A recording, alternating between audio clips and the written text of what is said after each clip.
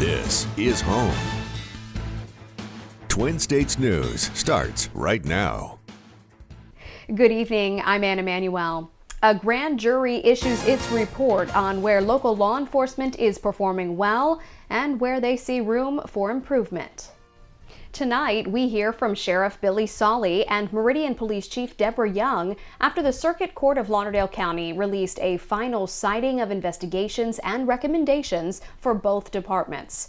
Overall, the county jails received a positive judgment with a recommendation of bringing in more staff.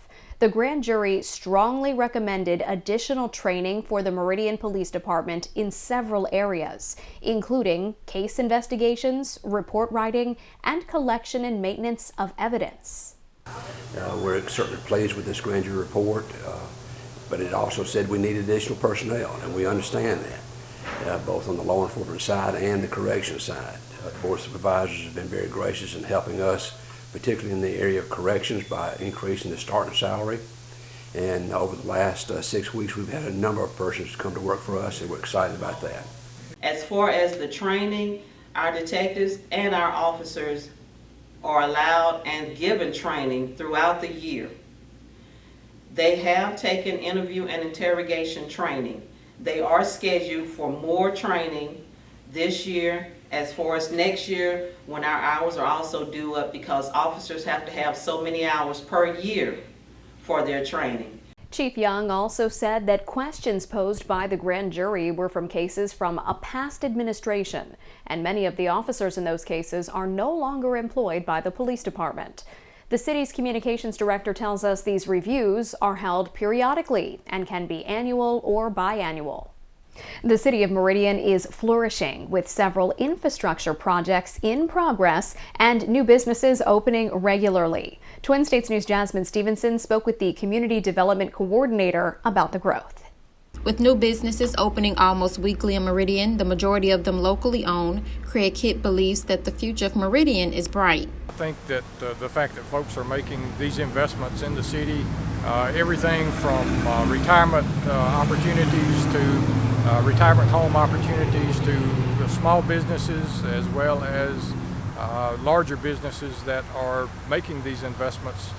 So that says a very positive statement for our future here in Meridian. Two major infrastructure projects are in progress, the Highway Expansion Project and the Cedar Ward Parkway. Hitt believes the parkway could be completed by early 2023. Very excited about the investments that are being made in the city. We've got some local business people as well as those from out of town that are making investments in our city, and it's going to be beneficial to all of us in this region in the near future. Both the Highway Expansion Project and the Cedar Ward Parkway have rerouted traffic, causing a slight inconvenience to drivers. Hitt believes the end results of both projects will be worth the trouble. And certainly it is an inconvenience for all of us. I got caught up in some of it last week. But the fact is that it's growth, and there's going to be some inconvenience as we grow, but we just hope that folks will be patient and watch us grow, and then we can enjoy these benefits in the future. Jasmine Stevenson, Twin States News, Meridian. The city of Meridian has brought in a new communications director. Native of Meridian, Ida Brown officially began the position today inside the mayor's office. This is an exciting time for Meridian. There's a lot of growth. There's a lot of good things that are happening to Meridian that people need to know, and I hope I'll be able to be the person that inform them of that. Brown recently worked for the Meridian Star for more than 30 years. She says she's now looking forward to being a part of the city's growth.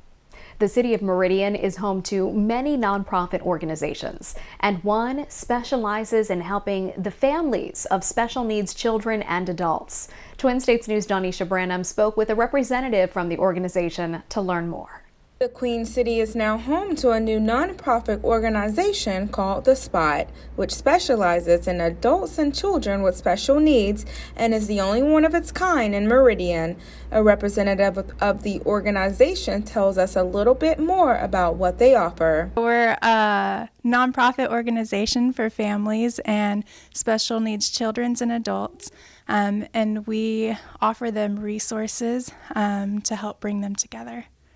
After seeing that there was a need for resources for families with special needs children and adults, the spot was created. Porter says they hope the organization connects families and bring awareness to the needs of children and adults with special needs. Our goal is to offer resources to families and to offer them events so they can make connections with other families, and we can offer a safe place for kids to thrive. Porter says they officially started the spot this week, but have been working on the organization for the past 4 to 5 months. We feel like it will bring awareness to other individuals in the surrounding area, and it will hopefully educate them and bring understanding to individuals when it comes to understanding special needs kids and their needs. And we're hoping by having these events that it will bring that awareness. Porter says to be on the lookout for their first event, which will be taking place sometime in October. Donisha Branham, Twin States News, Meridian. The Cardin International Circus will be back in the Queen City on Tuesday, September 27th. The circus will perform at the Lauderdale County Agri Center. The event is open for all ages and will begin at 6:30 p.m. The United Kingdom held a state funeral for Queen Elizabeth II, the only ruler most Britons had ever known until just days ago. Madeline Rivera has a wrap from London. An emotional day here in London as the UK said goodbye to its queen of 70 years.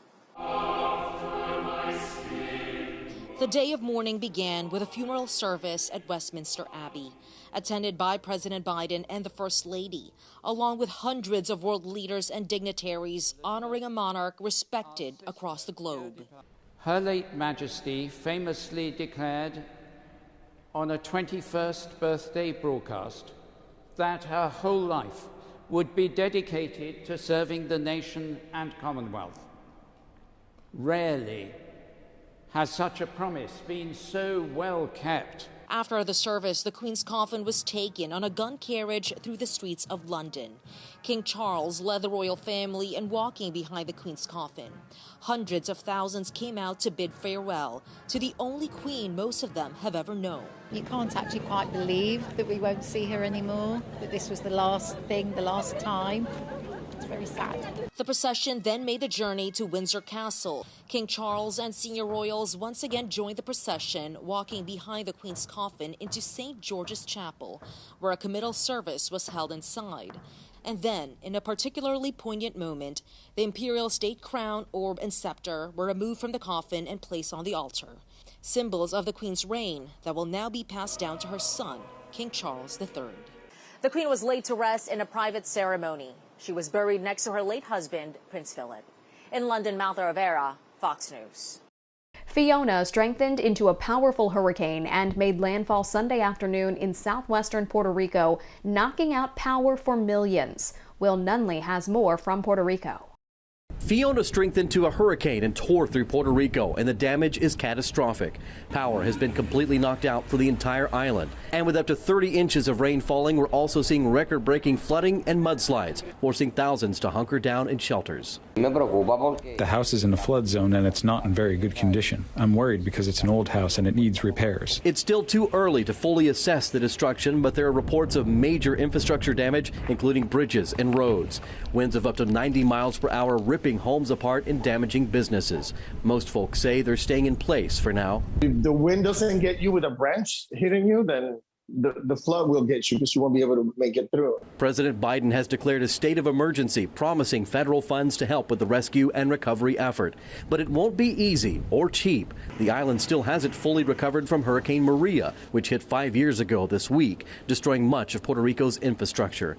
And with flooding likely to continue for the next few days, it's not clear when the power will be restored. The level of fear, the level of devastation, the level of scarcity, right? And the debilitating infrastructure on the island has not improved. And the storm isn't over yet, slamming the Dominican Republic today with its sights set on the Bahamas by Tuesday. In Ponce, Puerto Rico, Will Nunley, Fox Weather. The decline in home sales is causing problems for the home goods industry. home goods retailers are seeing a drop in demand for items like furniture, curtains, and appliances. Spending on these items has slowed this year. The Commerce Department says sales at home furnishing stores fell by 1.6% in August compared to the same month a year ago. For appliance stores and electronics, it fell by nearly 6%. According to the Labor Department, furniture stores have been slashing jobs in the last couple of months. Your complete workweek forecast is next. Plus, reactions pour in on the immigration battle between Republican governors and the Biden administration. Stay with us.